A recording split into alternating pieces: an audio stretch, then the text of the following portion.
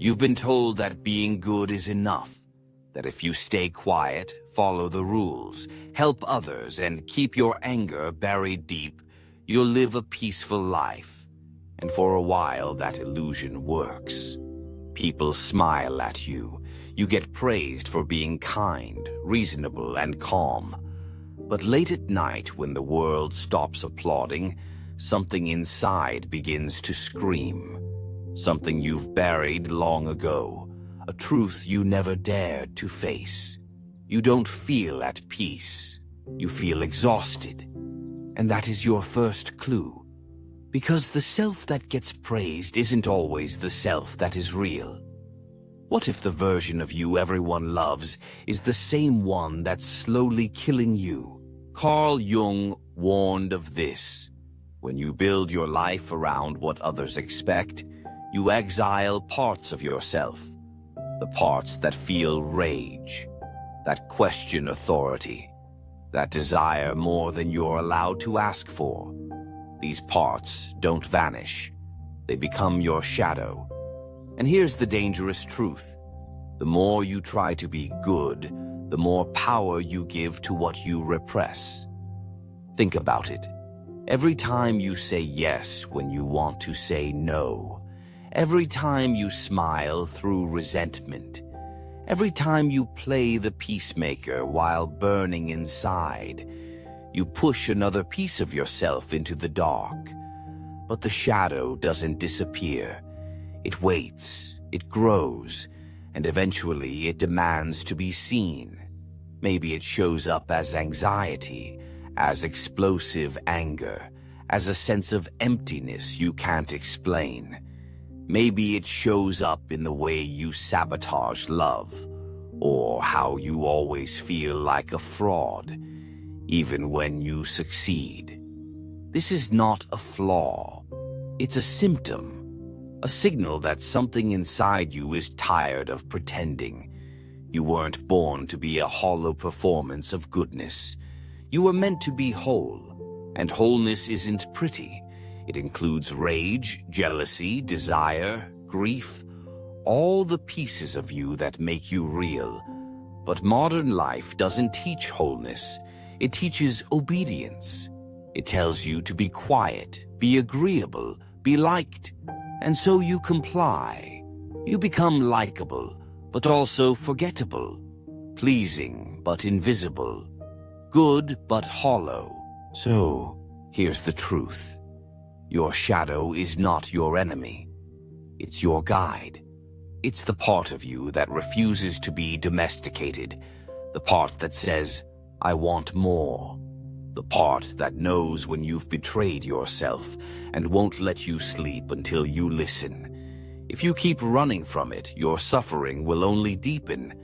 But if you learn to turn toward it, to listen, to feel, to understand, you begin the process of becoming whole again. Not perfect, whole. And that, Carl Jung would say, is the first step toward liberation. You think you've done everything right. You work hard, you try to be kind, you avoid conflict, you stay productive.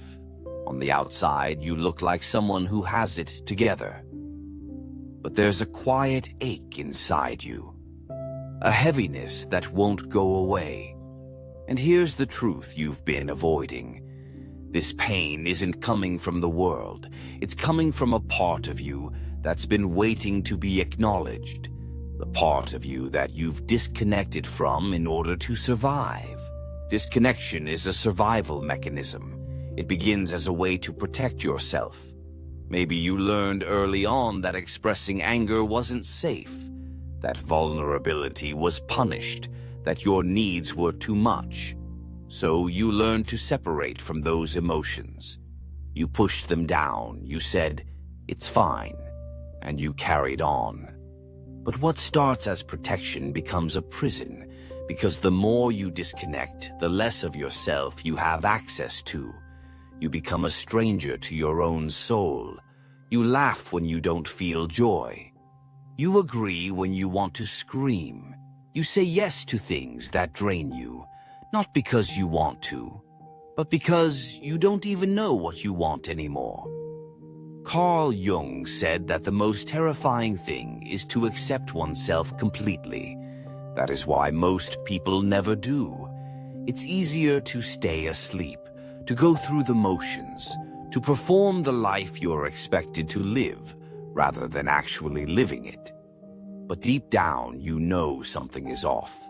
You feel it in the anxiety that clings to your chest, in the constant tiredness that no amount of rest fixes, in the numbness that grows stronger every time you ignore your truth.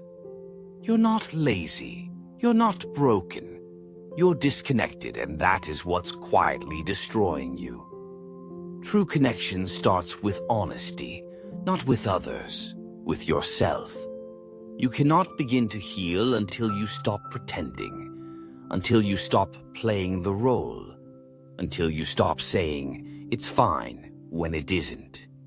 This disconnection also explains why relationships feel so fragile, why you feel unseen even when surrounded by people. You attract what mirrors your relationship with yourself. If you reject parts of who you are, others will too.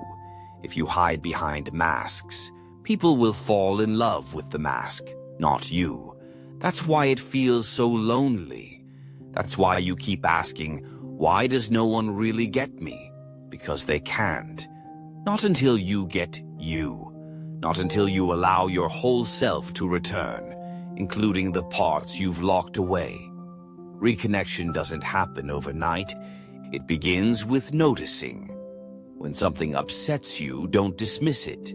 Get curious. Ask, what part of me is hurting right now? When you feel numb, ask, what have I been ignoring? These questions won't always give clear answers, but they open the door.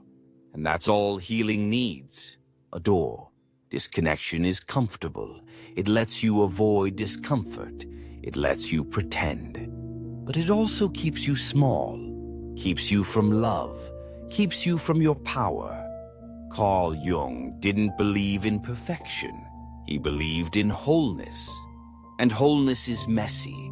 It requires feeling what you don't want to feel, saying what you're scared to say, facing what you've run from your entire life.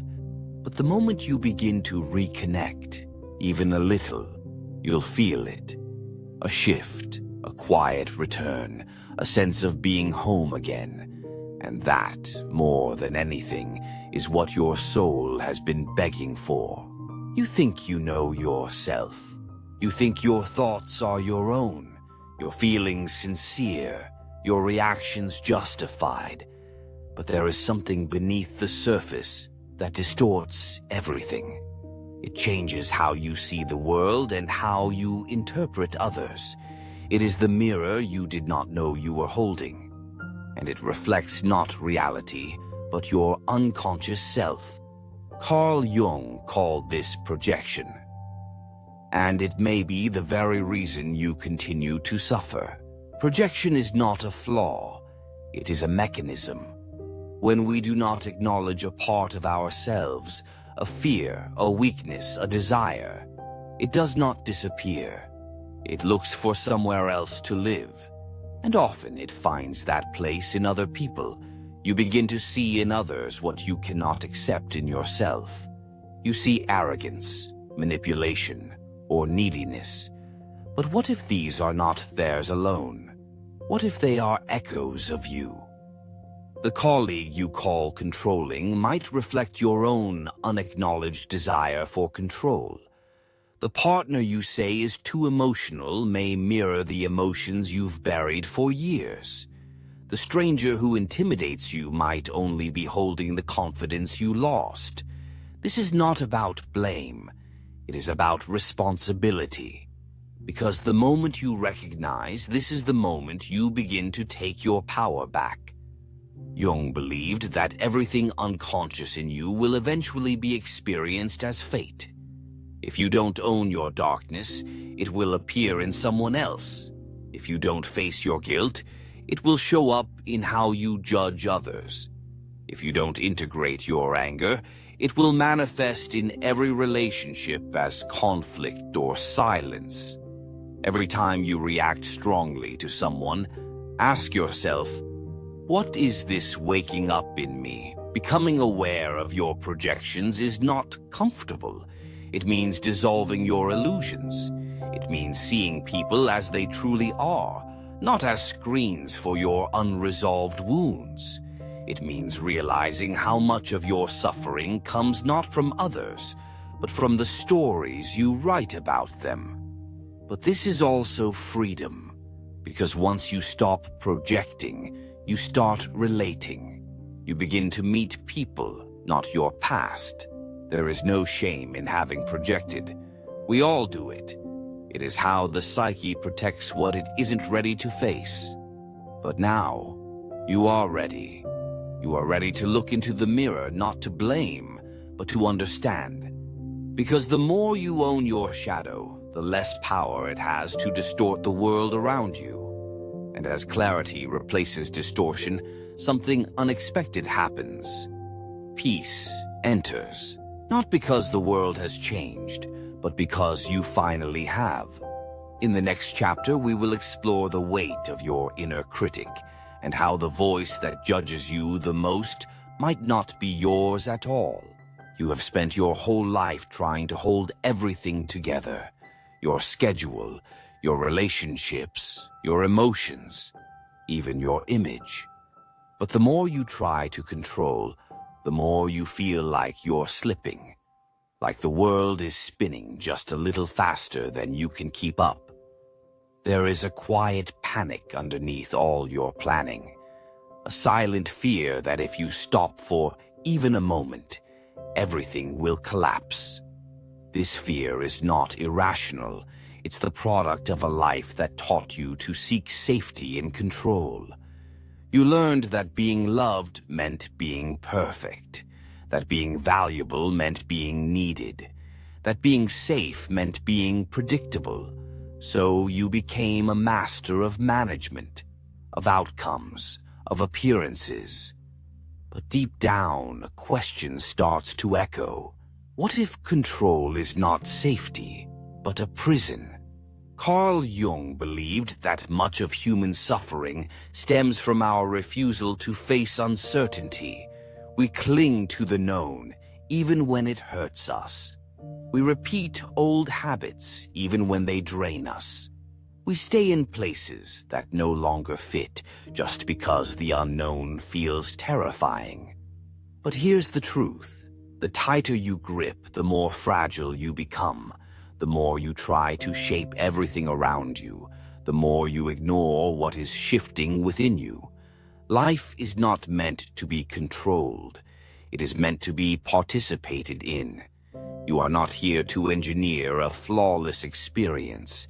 You are here to be alive, to feel, to respond, to grow. And growth always begins where control ends. You cannot control who loves you, or when things change, or what someone thinks of you. But you can choose how you show up. You can choose to stay open in uncertainty, to stay grounded when things fall apart, to trust that even when your plans fail, your soul can rise. Jung said that true transformation comes from the collapse of false structures.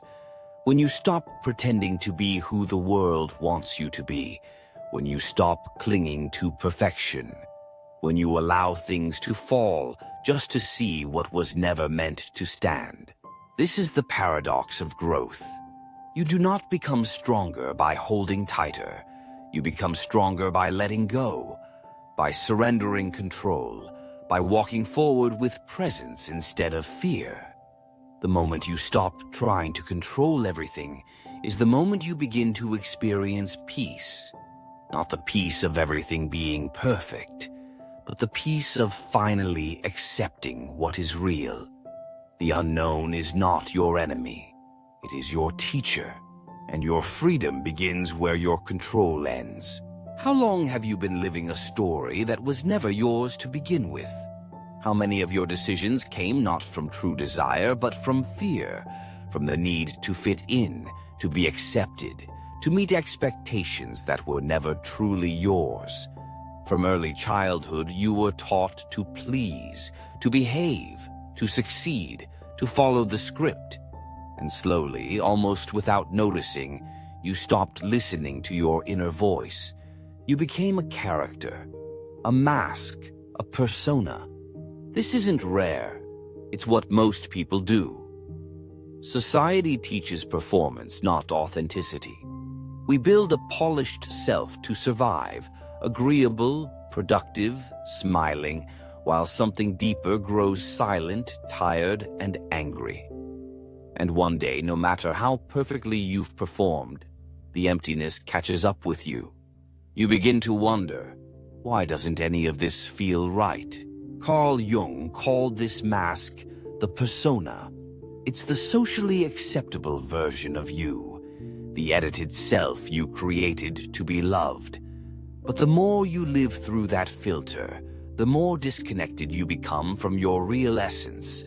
And that disconnection, that's where the silent suffering lives.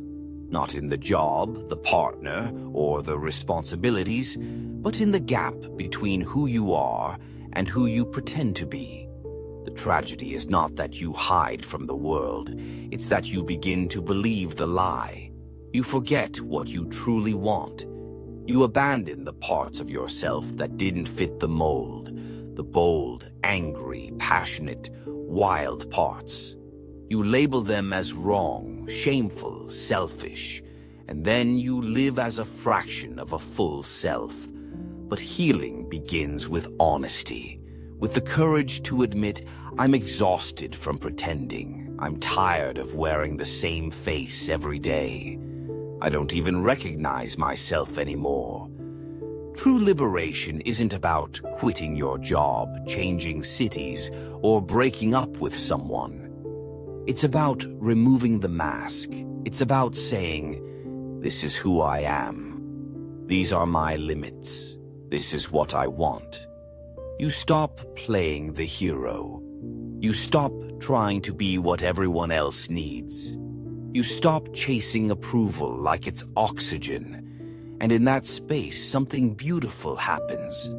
You begin to meet yourself, not the filtered self, not the performing self, but the real one. Flawed, complicated, alive. Truth can hurt, but it also sets you free. When you face what you've hidden and finally embrace the totality of who you are, the light, the dark, the messy, and the magnificent, you begin to feel peace. Not the peace of perfection, but the peace of authenticity. This is what Jung called individuation. It's not about becoming special. It's about becoming whole. It's the reunion of the inner and the outer, the persona and the shadow, the truth and the illusion. It's freedom not from pain, but from pretense. And in that freedom, you no longer need to prove your worth. You no longer need to perform. You no longer chase a version of yourself shaped by fear. You come home. In the final chapter, we'll explore the real question that comes after awakening. Now that you are free, how will you live?